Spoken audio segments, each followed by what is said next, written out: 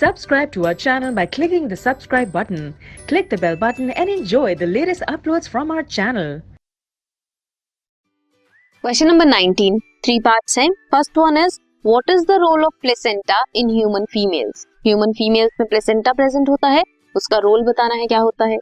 Next is what happens if the egg is not fertilised. क्या होगा अगर female egg जो है वो फर्टिलाइज नहीं होगा. If women is using copper T अगर यूज कर रही है, कॉन्ट्रासेप्टिव डिवाइस अगर कोई वुमेन यूज करती है, क्या वो हेल्प करेगी उसे प्रोटेक्ट करने में फ्रॉम सेक्सुअली ट्रांसमिटेड डिजीजेस. सबसे पहले we will talk about placenta. Placenta special umbilical cord है जो डेवलप होती है 4th वीक ऑफ प्रेगनेंसी में. ये एक कनेक्शन है between foetal membrane and uterine wall, that is mother membrane. Mother और फीटस का एक कनेक्शन है ये प्लेसेंटा. मेन रोल है इसका to exchange the materials between mother's blood and foetus blood.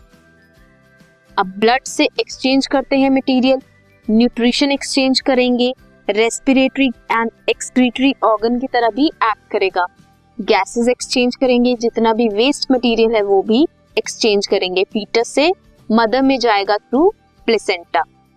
सो ये था प्लेसेंटा का रोल.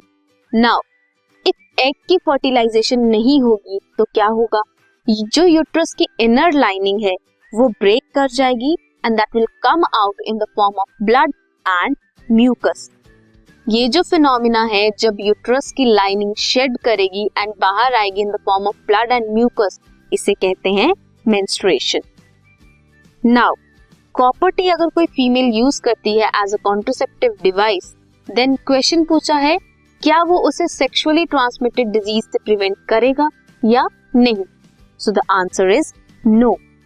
कॉपर टी नहीं प्रिवेंट करेगी किसी भी वुमेन को from sexually transmitted diseases. This was question number 19.